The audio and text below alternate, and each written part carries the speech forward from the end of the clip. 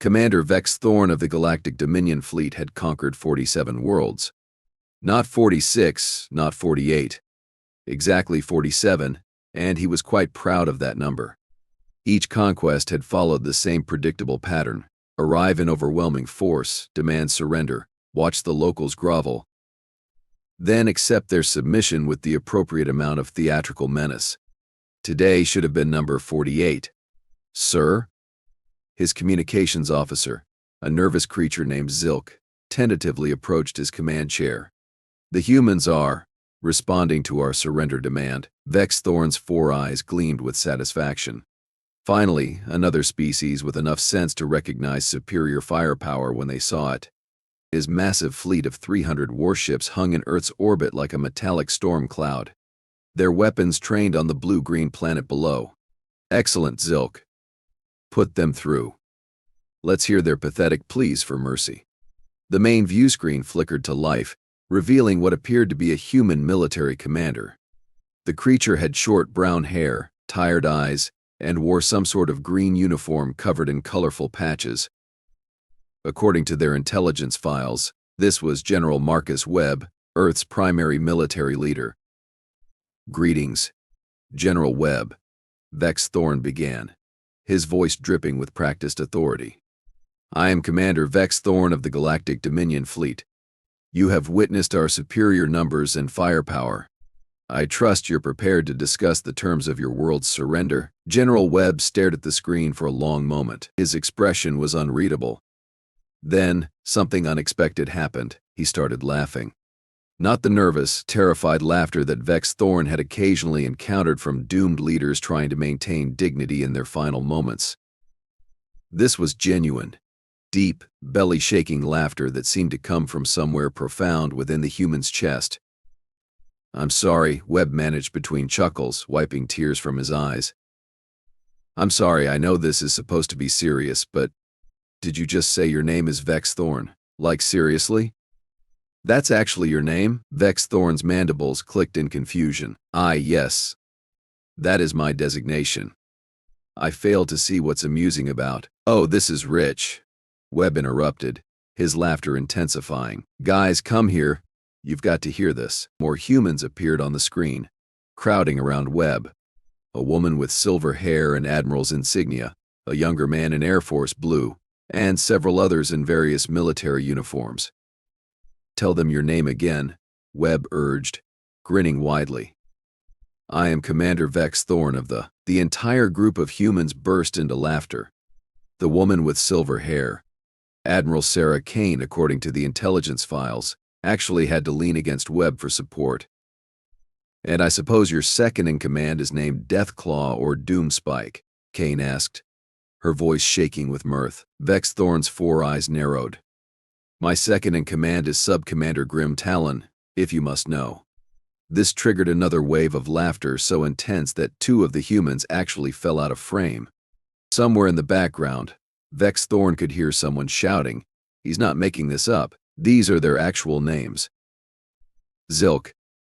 Vex-Thorn hissed quietly to his communications officer. Are you certain we're translating correctly? Yes, sir. The translation matrix is functioning perfectly. They're laughing at us, sir. For the first time in his military career, Vex-Thorn felt something he'd never experienced before: embarrassment. But surely this was just some primitive intimidation tactic. He'd dealt with defiant species before. Humans, he said, attempting to regain control of the situation. Your laughter will not save you. We have 300 warships positioned around your planet. Each one carries enough firepower to level your largest cities. Surrender now, or face the consequences. General Webb wiped his eyes again and took a deep breath, trying to compose himself. Okay, I'm sorry. That was unprofessional. Let me ask you something. Vex-Thorn, how many species have you conquered before us? 47 worlds have fallen before the might of the Dominion Fleet. And how many of those fought back? Vex-Thorn paused. None. They all recognized the futility of resistance. Right. So you've basically been going around the galaxy picking on civilizations that don't fight back. That's like being proud of beating up kindergartners. I do not understand this kindergarten reference, kids. Vex-Thorn. Little children. You've been conquering the galactic equivalent of little children. Admiral Kane stepped forward, her expression shifting from amusement to something more serious. Here's the thing, Commander. We've been monitoring your conquest for the past 6 months. Do you know what we noticed? Vex-Thorn's mandibles clicked nervously. What? What? Every species you've conquered has been completely pacifist. No military. No weapons. No concept of organized warfare. You've been essentially walking into libraries and demanding their lunch money. That's not. We are legitimate military. Are you, though? The younger man in Air Force Blue stepped forward. Colonel Jake Morrison, according to the files. Because from where we're sitting, you look like a bunch of cosmic bullies who've never actually fought anyone capable of fighting back. Vex-Thorn's 4 eyes began to glow with anger. You will show proper respect to. Respect? Webb interrupted, his laughter returning. You want respect? From us? Do you have any idea what species you're talking to right now? You are humans from the planet Earth. A primitive species that has barely achieved interstellar travel. Primitive? Morrison grinned. Sir, should we tell him about the Geneva Convention? Oh, that's a good one. Kane nodded. Vex-Thorn, quick question. Have you ever heard of the Geneva Convention? No. It's a set of rules we created to limit how brutal we're allowed to be during warfare. We literally had to create laws to prevent ourselves from being too cruel to our enemies. We made war crimes illegal, Webb added cheerfully, because we kept doing things that were so horrifically effective that we felt bad about it afterward. Orson chimed in. And that's just our rules for fighting each other. Wait until you hear about what we do to invasive species. Vex-Thorn felt a chill run down his spine. Invasive species? Well, you see, Kane explained conversationally, we're kind of protective of our planet. Really protective. Obsessively protective, you might say. When something foreign shows up and threatens our home, we tend to get a bit intense. How intense? Vex-Thorn asked, though he wasn't sure he wanted to know. Remember the dinosaurs? Webb asked casually. The what? Massive reptilian creatures that used to dominate our planet. They got wiped out by a random asteroid 65 million years ago. We've spent the last century fantasizing about how we would have handled that situation ourselves. And now, Morrison added with a grin, we get to find out. The implications of this statement were starting to sink in. Vex-Thorn had assumed that humanity's lack of interstellar expansion indicated primitive technology. But what if they simply hadn't needed to expand? What if they were content with their single world because they'd made it perfectly defensible? Zilk. He whispered to his communications officer. What does our intelligence say about human military capabilities? Sir, they appear to have numerous nuclear weapons, advanced computer systems, and highly organized military structures, but their technology seems limited to their own planet. That's what we wanted you to think, Webb said, apparently having overheard. Classic misdirection. Sun Tzu would be proud. Sun who? An ancient human military strategist. He wrote a book called The Art of War. One of his favorite tactics was to appear weak when you're strong, and strong when you're weak. Admiral Kane nodded. We've been watching you for months, remember? Learning your patterns, your weaknesses, your tactics. Did you really think we'd just sit here unprepared? You're bluffing, Vex-Thorn said, though he was beginning to doubt himself. Your technology is clearly inferior to ours. Is it though? Morrison asked. Tell me, Commander, how many of your ships have active shields right now? All of them, obviously. Standard defensive protocol, and how many of our ships can you detect? Vex-Thorn glanced at his sensor officer, who was frantically checking readouts. Approximately 20 vessels, all in Earth orbit. Wrong, Webb said cheerfully. But thanks for playing. Suddenly, every alarm on the bridge started blaring at once. The sensor officer's voice cracked with panic, sir. I'm detecting massive energy signatures appearing throughout the fleet. What kind of energy signatures? Unknown, sir. They're coming from inside our ships. Vex-Thorn's 4 eyes widened in horror. Inside our ships? Teleportation technology, Kane explained calmly. Very handy for bypassing shields. We've been placing charges inside your vessels for the past hour, and you can't. That's impossible. Actually, it's quite possible. We reverse engineered it from a crashed alien vessel about 30 years ago. Roswell, if you must know. Poor guy never saw it coming. The communications officer on Vex-Thorn's bridge suddenly straightened, his expression shifting to one of cold professionalism. Sir, I should mention that I'm not actually Zilk. What? Human infiltrator, sir. Name's Rodriguez. I've been here for 3 weeks. Vex-Thorn stared at the creature he'd thought was his loyal communications officer. The being that had been feeding him information, monitoring his communications, standing beside him during the most sensitive operations of the past month. How many of my crew are humans in disguise? About 40%, sir. We're really good at this. This is impossible, Vex-Thorn stammered. Our security protocols are adorable. Webb interrupted from the screen. Really, truly adorable. You scan for weapons and technology, but you don't scan for biological modifications. Makes infiltration surprisingly easy, sir. The tactical officer called out. I'm reading massive power buildups from the charges inside our ships. They're going to detonate. How long do we have? Approximately 30 seconds, sir. Vex-Thorn turned back to the screen, his voice cracking with desperation. What do you want? Want? Webb tilted his head thoughtfully. Well, originally we wanted you to leave us alone. But now that you're here, we're thinking this might be a good opportunity for a demonstration. A demonstration? For the rest of the galaxy. See, we've been monitoring your communications with the Dominion High Command. They've been watching this whole encounter, haven't they? Vex-Thorn's mandibles clicked nervously. Yes. Standard procedure. Perfect. So when we turn your entire fleet into space debris, they'll know exactly what happened. And more importantly, they'll know why. Please, Vex-Thorn begged. We can negotiate. We can negotiate? Admiral Kane laughed. With bullies? With creatures who make a living terrorizing peaceful civilizations? I don't think so, sir. The tactical officer's voice rose to a shriek. 10 seconds.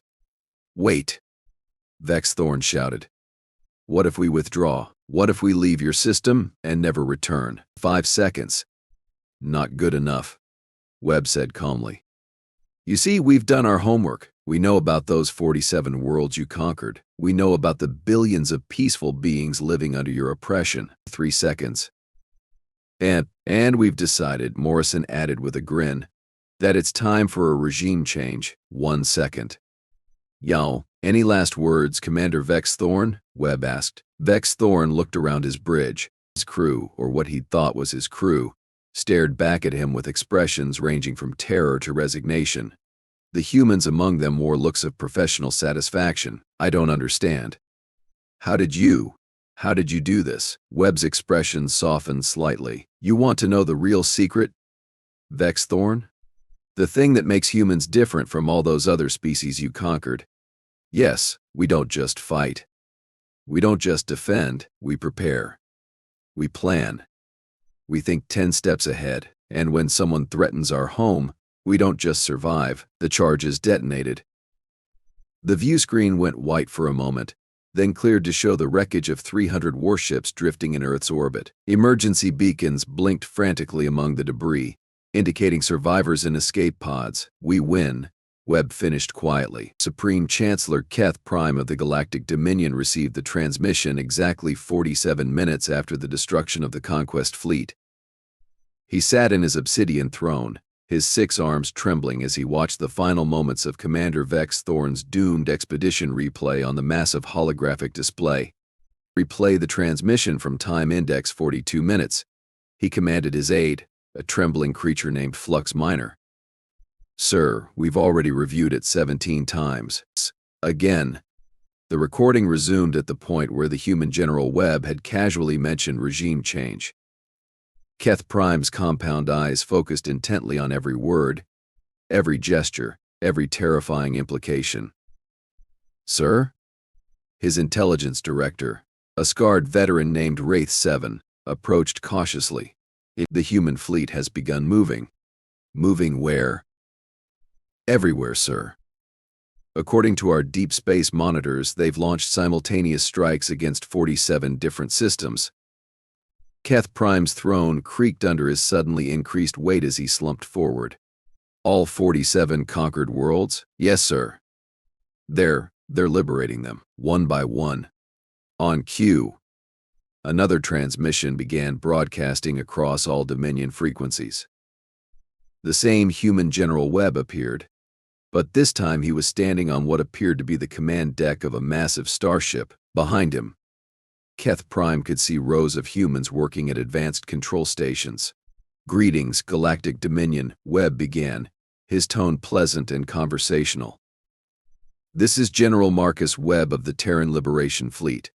I wanted to personally update you on our recent activities." Keth Prime noticed that Webb was no longer wearing his simple green uniform. Instead, he wore what appeared to be advanced combat armor that seemed to shift and flow like liquid metal. Behind him, the viewports showed stars streaking past at impossible speeds. "First, I should clarify something," Webb continued. "When we said we'd been monitoring your conquests for 6 months, we may have understated the timeline a bit. We've actually been aware of the Dominion for approximately 15 years, Wraith 7 whispered urgently, "Sir, that's impossible. We've had no contact with their system until today." "Shay," Keth Prime hissed, his attention fixed on the transmission. "You see," Webb explained, "one of your scouting vessels had a little accident in our solar system back in 2010. The pilot survived, and after some conversation, he provided us with extremely detailed information about Dominion operations, technology, and territorial holdings." A new figure appeared beside Webb. This one was clearly not human. It had the distinctive blue-scaled appearance of a Dominion scout, but it wore human military insignia. "Hello, Supreme Chancellor," the creature said, its voice carrying the unmistakable accent of the Outer Rim territories. "Scout Captain Zix-9, formerly of the Dominion 4th Reconnaissance Wing, currently serving as liaison officer for Terran intelligence." Keth Prime's 6 arms began shaking uncontrollably. "Zix-9 died in a training accident 15 years ago. Actually," Zix-9 continued cheerfully, "I crashed into Earth's moon during a routine patrol. The humans rescued me, treated my injuries, and offered me a choice: return to the Dominion and report their location, or stay and help them prepare for the inevitable invasion. And you chose to betray your own species?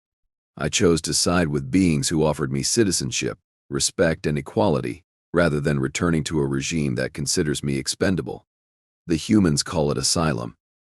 It's a wonderful concept." Webb stepped forward again.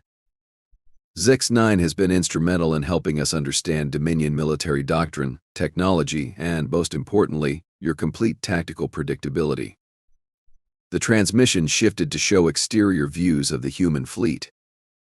Keth Prime's tactical knowledge was extensive enough to recognize advanced warship designs when he saw them, but these vessels were unlike anything in his experience. They moved with fluid grace. Their hulls seemed to absorb sensor scans rather than reflect them, and their weapon arrays hummed with barely contained energy. "We've spent 15 years preparing for this moment," Webb explained.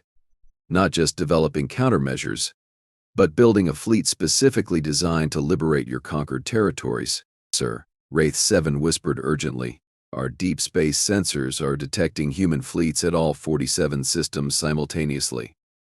"How is that possible?"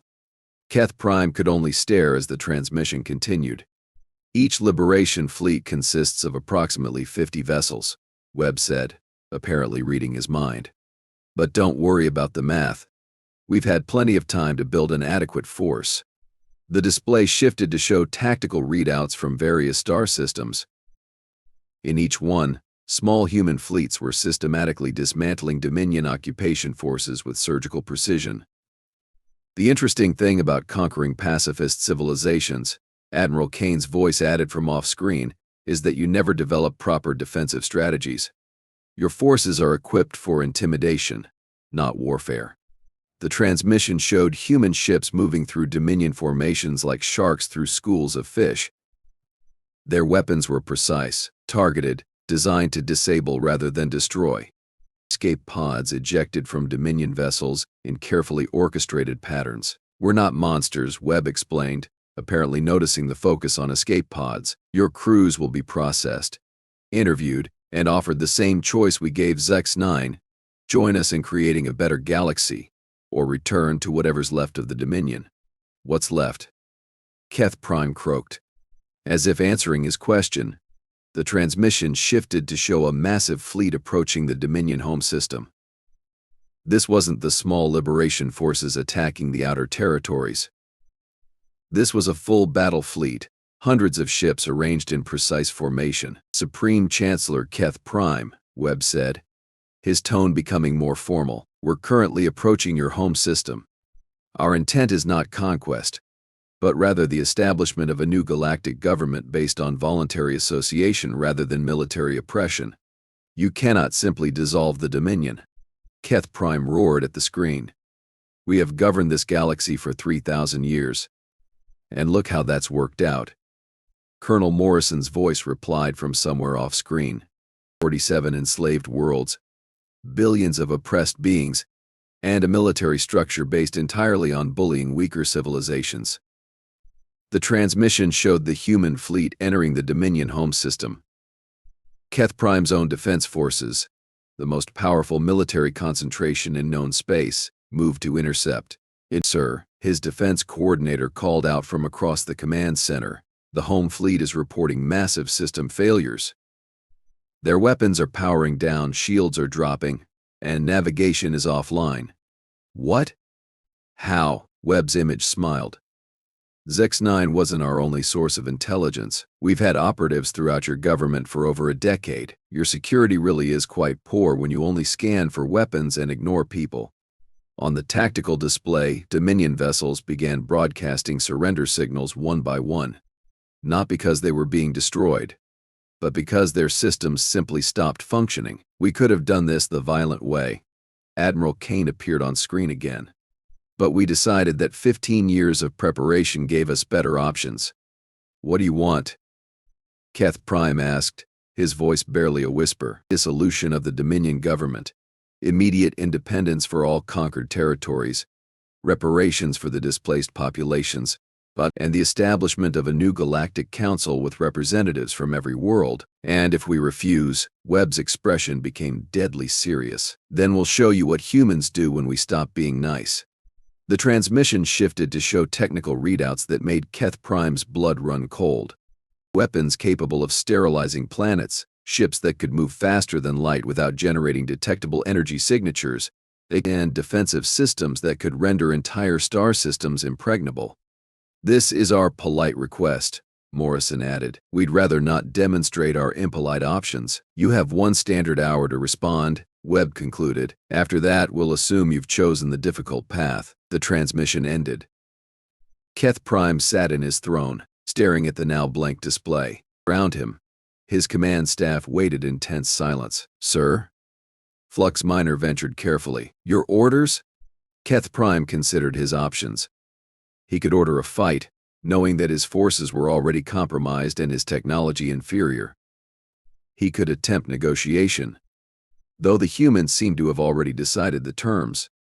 Or he could accept the inevitable. Open a channel to the human fleet, he said finally. Sir, you heard me. Open a channel. The display flickered to life, showing General Webb standing on his ship's bridge. The human's expression was patient but firm. Supreme Chancellor, Webb said. Have you reached a decision? I have one question first. Go ahead. Why? Why go to all this trouble for species you've never met? Why spend 15 years preparing to liberate worlds that mean nothing to you? Webb was quiet for a moment, considering. When he spoke, his voice carried a weight that hadn't been there during their earlier conversation. Because, Supreme Chancellor, we know what it's like to be conquered. We know what it's like to be oppressed. And we decided a long time ago that when we had the power to help others, we would, even if it cost you everything. What would be the point of surviving if we became the kind of species that ignores suffering when we could stop it? Keth Prime closed his 6 eyes. When he opened them, his decision was clear. I formally surrender the Galactic Dominion to Terran authority. May the galaxy forgive us for what we've done. The galaxy will have that chance, Webb replied, starting today. 3 months later, Keth Prime found himself serving as the Dominion representative to the new Galactic Council. The irony wasn't lost on him. The humans had given him a voice in the government they'd created, something he'd never offered to any of his conquered subjects. General Webb had been elected as the first council president, though he'd insisted the position would rotate among member worlds. Admiral Kane led the new Galactic Defense Force, composed of volunteers from dozens of species working together for the first time in recorded history. And most surprising of all, former Scout Captain Zix-9 had become the Council's first ambassador of reconciliation, working to heal the wounds left by 3,000 years of Dominion rule. Strange how things work out, Webb commented, joining Keth Prime at the observation deck of the Council station. Indeed, Keth Prime replied, watching ships from 100 different worlds docking peacefully at the massive space station.